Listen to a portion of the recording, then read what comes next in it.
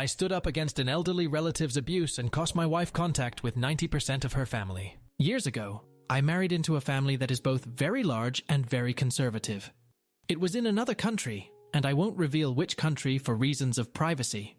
In this family, every second or third cousin was as close as a first cousin, and there was an abundance of them, and the family's elder members were held in high esteem, almost to the point where they were infallible.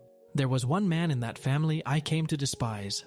He was the brother of my wife's grandmother, and he lived right around the corner of our house. He was a simple man, not particularly well-to-do, although his house was quite pretty. A widower, he had married again to a woman who was herself on her second marriage. He had adult children of his own, stepchildren, and some very young children, a baby and a toddler with his new wife.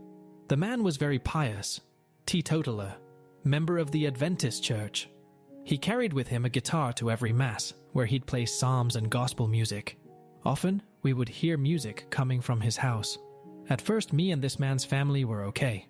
I heard some bad stories, sure, but I never minded it much. I needed to give him the benefit of the doubt, I felt. So, I did. This man. Let's call him Uncle Bing. He had a stepdaughter who lived with his wife and him. They made that girl work the field of their farm nearby. For hours on end, she would have to stand in the field, scaring the birds away to protect the crops. They made her into a human scarecrow. This made me uncomfortable, but I hid my feelings. Speaking out wouldn't help anyway, my wife said. Because of cultural differences and whatnot, things just kept getting worse.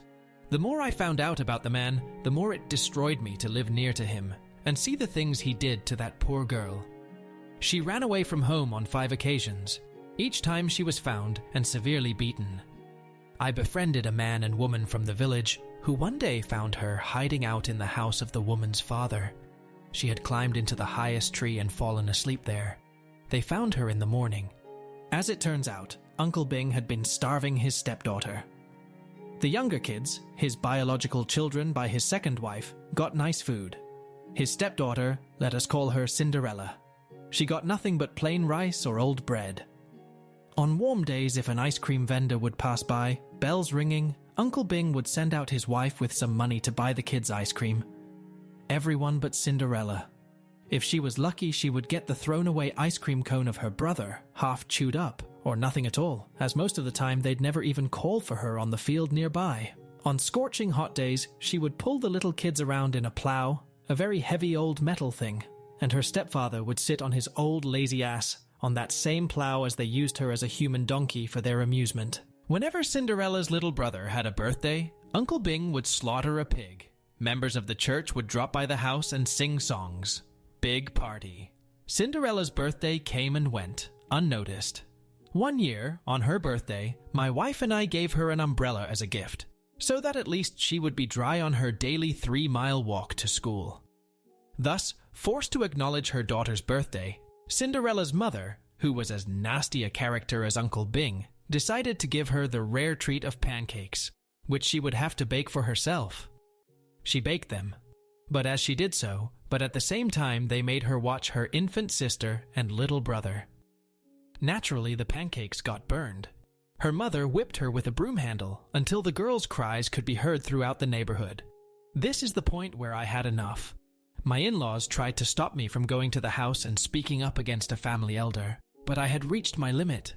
I knocked on the door. Out came Uncle Bing, dragging his wiry body along with a wooden cane tipped with a silver lion's head.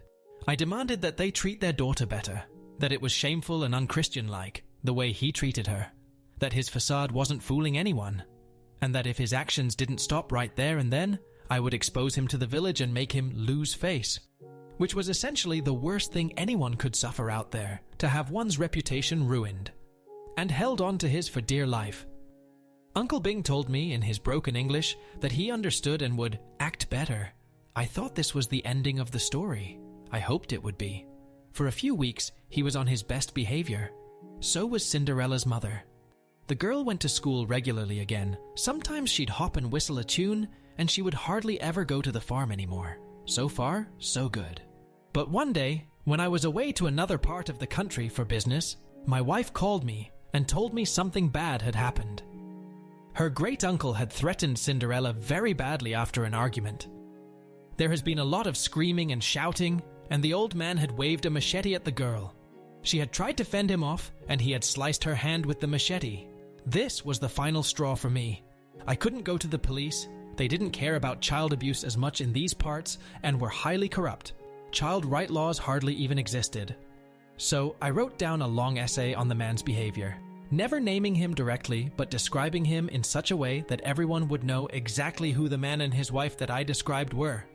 I wrote it and had my wife translate it in her language, and then I posted it on Facebook. Now, in spite of the country's poverty, even in this tiny village, everyone somehow had social media. Uncle Bing's cousins, his siblings and their families, his children from his first marriage and their own families, everyone had Facebook and I was friends with them all. So I posted it and the whole village pretty much saw and liked the post. People replied to it, writing in the comments how they saw other bad things being done by the man. Turns out he was very hated. I always figured he was some sort of salt of the earth, pillar of the community type of guy, but man, he was hated. And it all came out. All the nasty stories. People even wrote me private messages. One woman, a distant relative, even told me how he raped her when she was a young college student living in Uncle Bing's house. He had been 30 at the time. She had been 19. When I returned to our home, Uncle Bing had already read the letter. I think it was his son or his second wife who read it to him. He was so angry he threw into an all-consuming rage. He broke his guitar, the one he used to play gospel songs on, into 1,000 pieces. He threw rocks at our house too. My father-in-law filed a police report. They settled things. Everyone in the neighborhood witnessed the old man's meltdown. His wife very much joined in, screeching like a banshee. They made a complete fool out of themselves, and afterwards they hid in the house for days. A year has passed. My wife and I moved far away. We now live in another country. Over 30 of my wife's relatives broke off all contact with her, and with me, over what we did. Our step against a family elder caused us to be expelled from the family. Exposing his bad side was something they could never forgive. Uncle Bing lost his standing in the village. The members of his church never visit his house anymore. People shun him and his wife, and he has no friends left outside of the family. Within our own family, there's a clear line drawn. There are those who hate us for exposing the old man and his ways, and who declare that since Cinderella is not a blood relative, only a stepchild, you should have ignored the abuse. And then there are those who have personally suffered in silence from the old man's misbehavior for years, who now have the courage to speak out. They applaud us.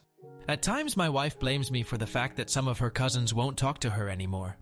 That some of her childhood friends, who were her relatives as well, have broken off all contact. My wife's grandmother, Uncle Bing's sister, was sad at first, but she later told us, smiling, "I used to be mad at losing so many relatives over this, but it's for the better.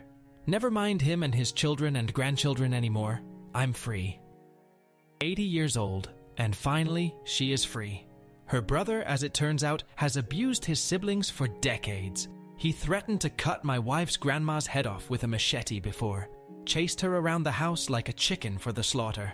She covered it up out of love for the family, hid it for years, but now she could speak up. Cinderella was never beaten anymore. She goes to school now. For the first time in her life, she has friends. Villagers watch her parents' every move. Uncle Bing and his wife are afraid to even scold her, and they never dare to raise a finger to her again. Thank God. That's all I wanted to achieve. It was worth facing the family's wrath over. At times I feel a bit weird. The strong position I took meant my wife lost some of her close relatives for good. She can never message them anymore, never call or visit. They blocked her from all social media. She is dead to them for standing by me through this whole ordeal. There have been times when even my wife told me she sometimes regrets how we played things, because she lost some people dear to her saving a girl she hardly even knew. In the end, she stands by what we did and feels that we did the right thing.